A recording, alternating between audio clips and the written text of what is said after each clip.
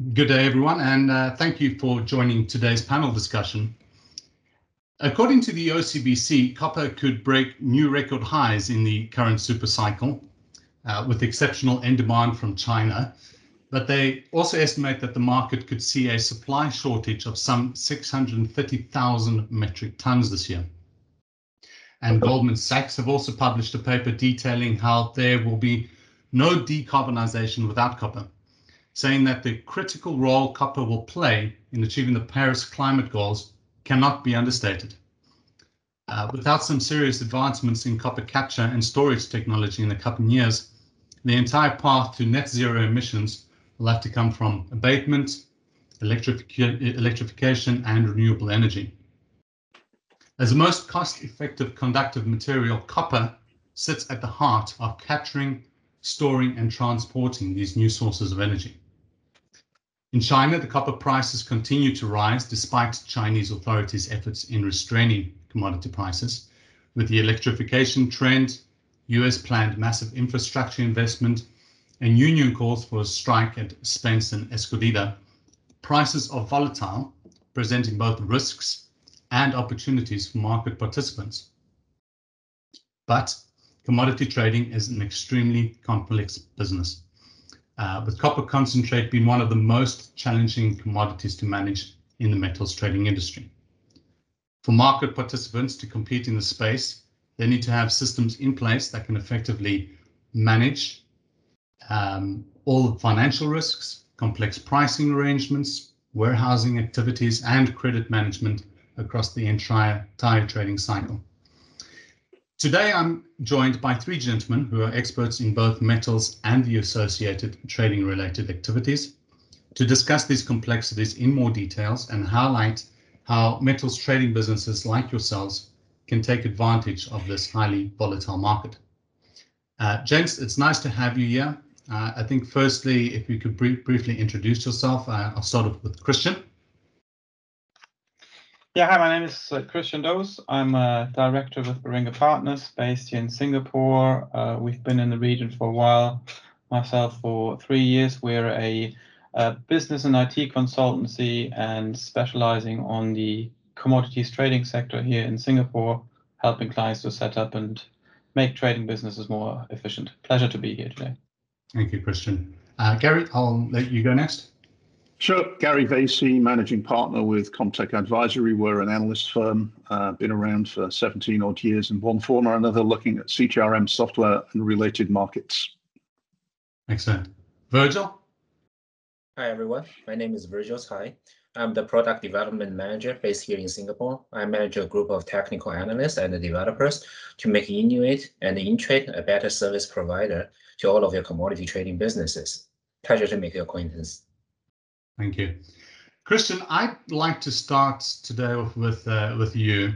You've been in Singapore, as you said, for several years now, and have grown, I guess, a strong team at Baringa to support metals participation over the last few years. Can you tell me what are some of the main pains or trends that you have seen within the space recently?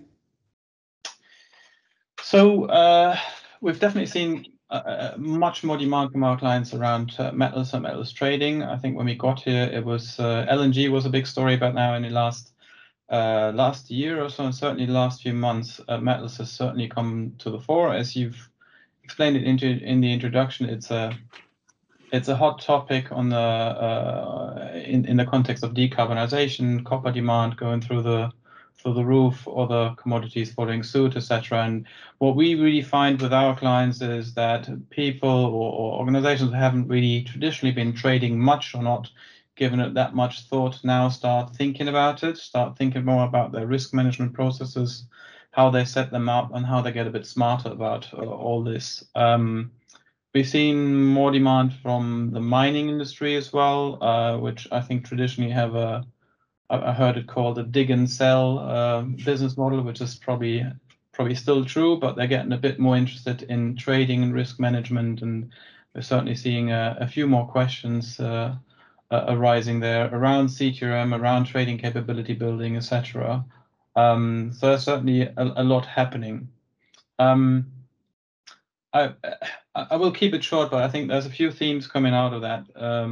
a lot is around educating both the client, but then also people in the market around best practices, etc. So it's definitely a lot of education that we're bringing to our clients, or also learning with our clients, frankly, and building the right skill set for this very interesting and very active industry at the moment.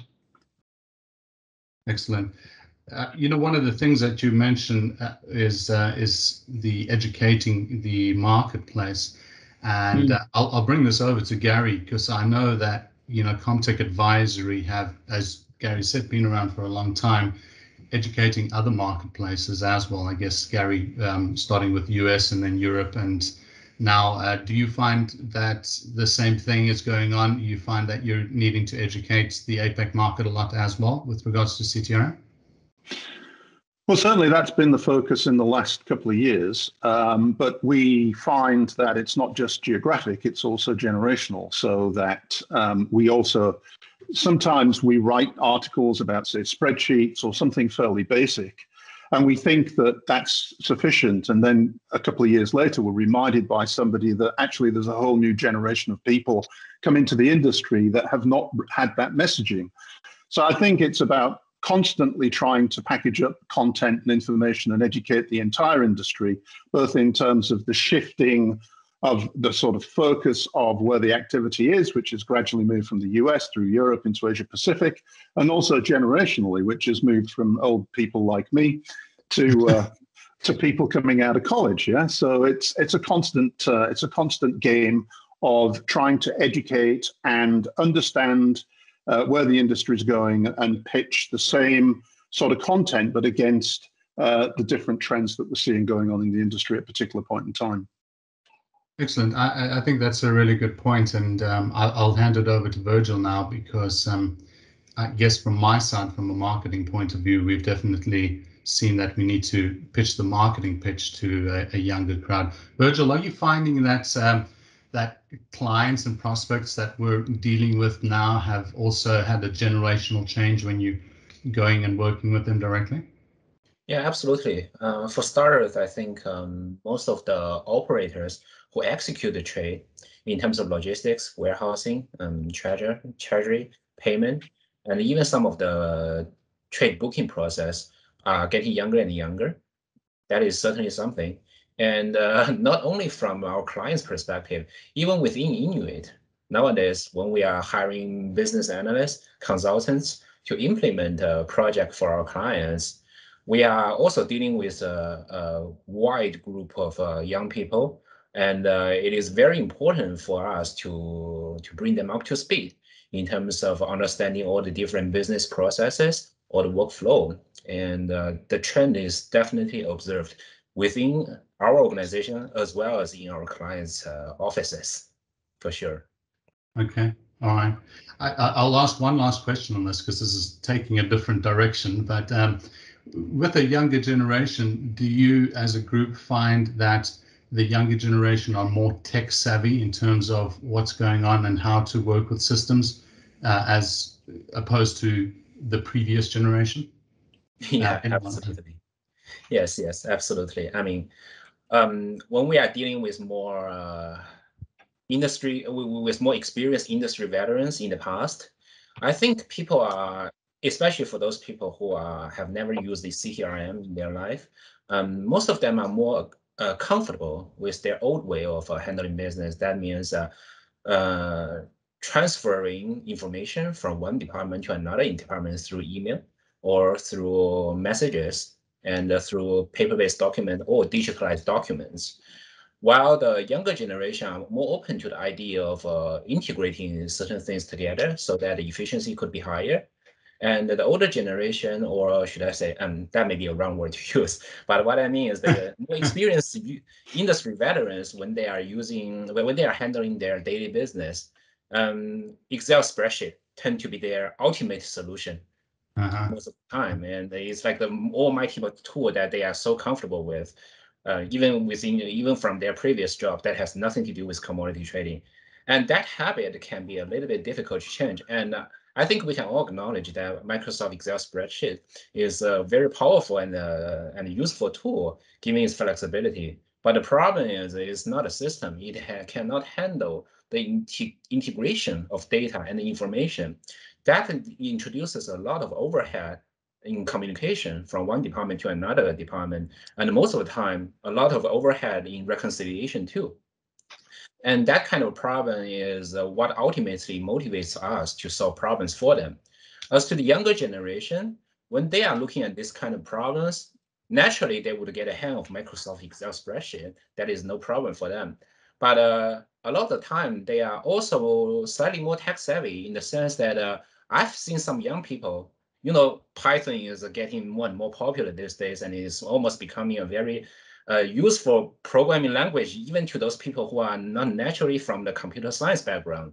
And they use these tools to solve business problems too. And I have seen some power users who does not come from a technical background tend to use Python or Excel spreadsheets, VBA, macro functions and features to solve business problems which could not have been solved by simply writing Excel formulas.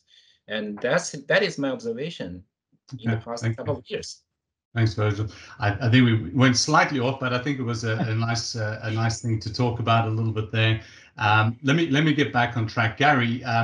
We sometimes talk anecdotally about the Mercuria deal from last summer, where there was $36 million of copper arrived in China as containers, full of painted rocks.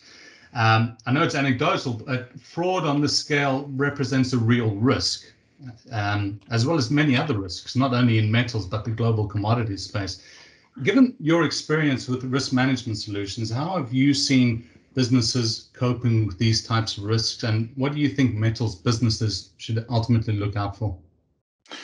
Well, I think first off, the commodities business in its entirety is fraught with risks. And I think a lot of people probably don't appreciate the entire list. I mean, price, market risk, credit risk, know your customer, so customer risk, geopolitical risks, operational risks, legal risks, you name it, they're all out there.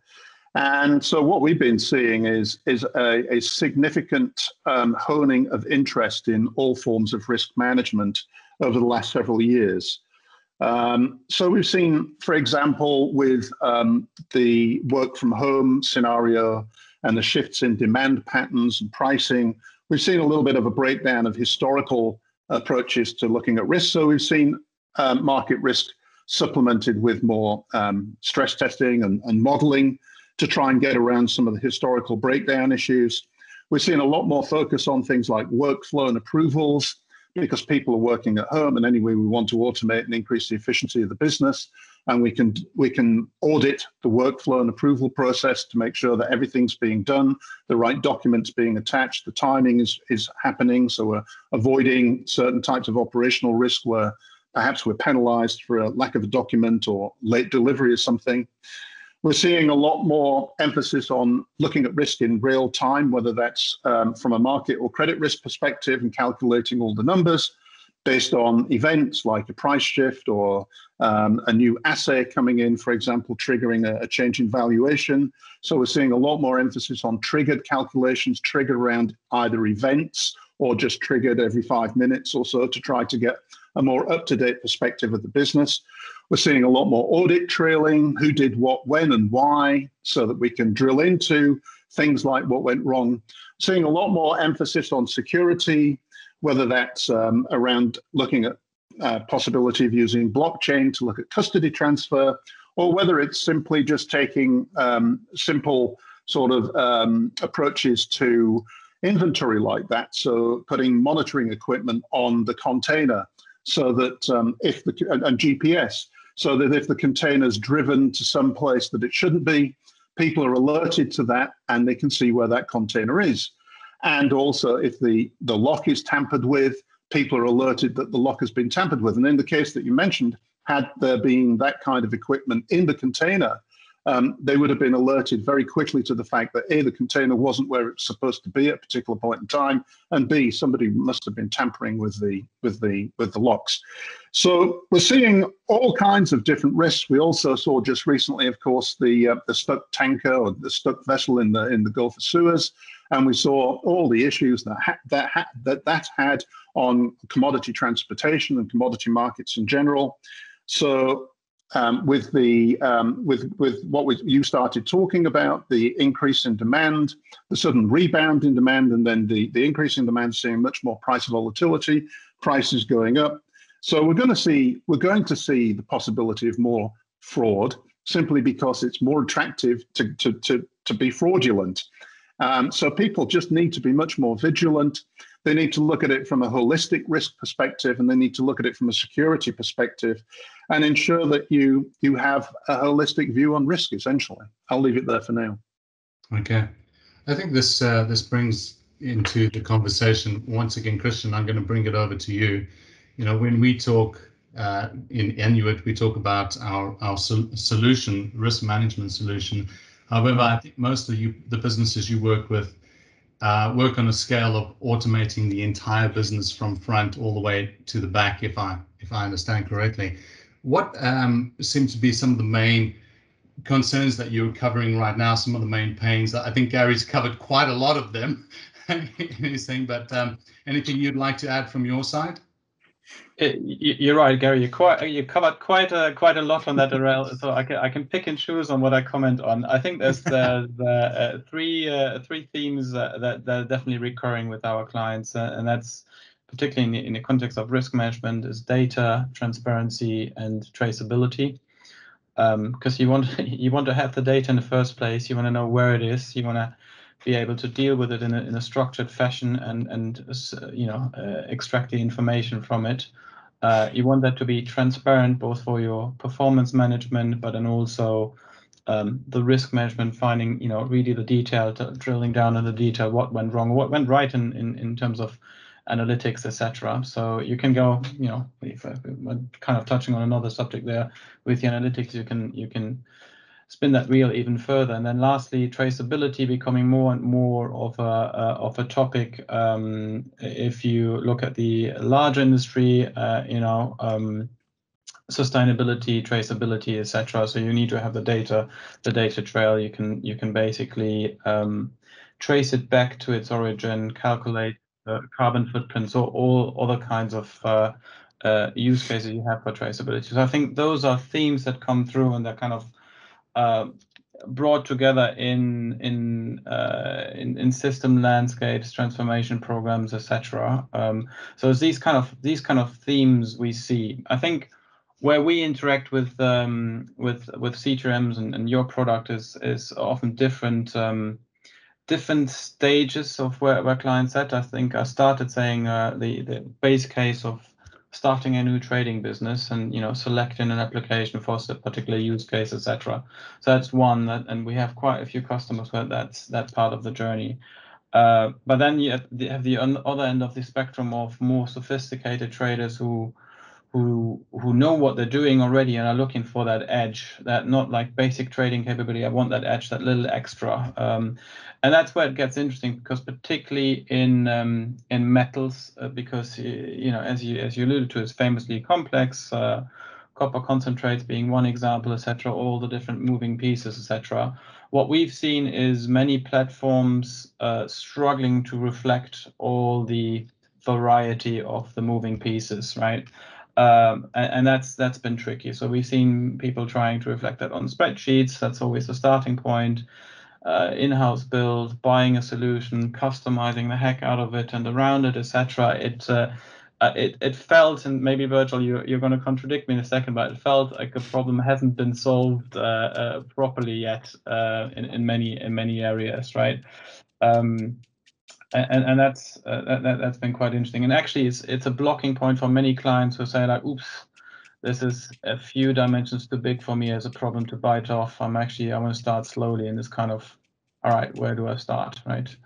That's kind of themes and client situation we come across. And ultimately boils down to, yeah, the three themes I mentioned: data, transparency, traceability, but then also what's everybody trying to do?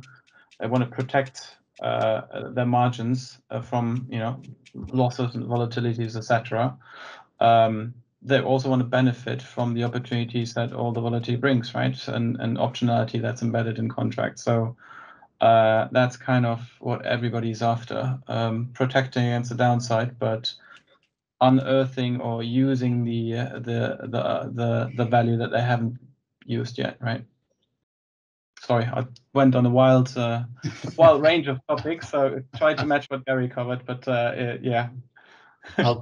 I'll bring it into that last bit, Virgil, and I'll let you basically respond to Christian in terms of what he was saying. I guess from what I understand there is that, after we've listened to both Christian and Gary, that businesses are looking to mitigate their risks in this market, but it's not just copper, which was the main topic of this discussion, but it seems to be a wide range of various commodities, iron ore, scrap, and other types of commodities as well. And from what I'm gathering from Christian is systems need to be flexible enough to be able to do what they need to be done. And they also need to be able to handle multiple sources of input and I guess additionally multiple commodities as well. I'll give it over to you, Virgil, to respond to what Christian was saying, and what have Inuit been doing to help its customers specifically in this market. Okay, thank you for the question, Mark. Well, if I come to think about it, right, what Mark and what Christian and Gary have been mentioning are very true, and I've had first-hand experience in those problems, considering that I used to work for commodity trading houses, and I remember back then when we were asked to implement copper concentrate, because we have the new business coming in, and when we look at the market, it seems that our existing system and the system we were looking at is just not powerful enough to handle such a complex commodity. And that brings us to the question, where does the complexity origin, right? And in my opinion, I think the volatility in price and the way that we handle price and pricing is certainly one of the biggest source of those challenges. I've seen people asking the following question very often. Before the pricing period, how do I evaluate my price? How do I evaluate the value of my cargo? Or how do I forecast my pricing very properly? Has the pricing period started yet? How much do I have left before the pricing window is closed? How much has been priced? How much it remains to be priced? And is the price correctly updated over time as the daily price changes? And for products like iron ore and copper concentrates, like what Christian pointed out, is the price correctly updated over time as new survey result, as new sampling result, as new assay surface? And finally, is the invoice correct? Is the invoice amount correctly calculated based on those pricing behavior? These are all challenges and questions that people ask to each other when they look at this kind of problems. And ultimately, it all comes down to what Christian was saying, the traceability and the transparency. And I think for Inuit, I cannot say that we have solved all the problems, because as everybody have been saying, commodity trading is a famously complex problem. But here, folks at Inuit, we look at problems by looking at a set of problems. We look at business scenarios by looking at a wide range of business scenarios. And we find the one common thing that they have. And then we tackle those problems and come up with functions, features, and modules by analyzing all those common areas. And this is how our flagship product, InTrade, is known for its unprecedented flexibility and genetically advanced architecture. So more specifically speaking, just in the context of pricing or traceability or transparency, we actually have a vast library of highly industry-specific and, most importantly, programmable pricing formulas at your fingertip. And the programmability capability allows our users to tweak the pricing formula in whatever way they want, even for complex scenarios such as iron ore and copper concentrates. And the pricing of their cargoes, their shipment, will be reflected and changed and updated over time as the pricing factor changes every single day. And eventually, they will get the amount that they really want. And I would also like to point out that for our light users, they can manipulate the calculation in ways that they are familiar with in a similar way, like how they are doing in Microsoft spreadsheet. But for those powerful and tech-savvy users, they can even bring the flexibility of in-trade to the next level by doing stuff like writing their own pricing formula in in-trade using programming languages such as Python. Yeah. And as a matter of fact, we have a proven track record of managing copper concentrate and iron ore very well with outstanding results for a lot of our clients in these industries. So I hope that answers your question. Back to you, Mark. Yes, thank you. Thank you. I guess I'm going to start calling it to an end. I think what I'll do is just go around and let you all have some closing remarks if you'd like. Gary, I'll give it over to you. Well, I guess from where I sit, the thing that interests me right now is the amount of commentary that's beginning to emerge about the energy transition, not in terms of energy, but in terms of metals. So the beneficiary of the energy transition is going to be the metals industry. And you saw the CEO of Glencore talk about copper. The production of copper needs to double in the next, I think it's 10 years, in order to meet the requirements of decarbonization. So as per a blog article I wrote this week, which is, are we heading down a path which may be fraught with disaster? I think the whole industry needs to be very focused on what is going on and what's going to be required to make this transition, because it's a very, very tall order, both from a regulatory perspective, from a production perspective, from a software perspective, from a risk management. Everything is going to change and change quite dramatically over the next 5 or 10 years. And metals, which we've always looked at as the smallest of the three commodity sectors, energy, ags, and metals, is going to be the center of that focus of activity. And it's horrendously complicated, as we've just heard, the concentrate side, the ores side, the different types of pricing mechanisms, etc. So I think we're in for an interesting ride over the next 5 to 10 years. And I think metals will be the center of that. And okay, maybe I'm not telling you what you were hoping to hear, but I think the point is that metals seems to be the future, and it will be the biggest part of commodities going forward. Although ags obviously feed the world, etc. But I think metals is going to be a big focus of where it's at, and I think we're going to see a lot of innovation, and a lot of that innovation is going to have to come from software providers like Inuit in order to make it work. Okay, Virgil, closing remarks from your side.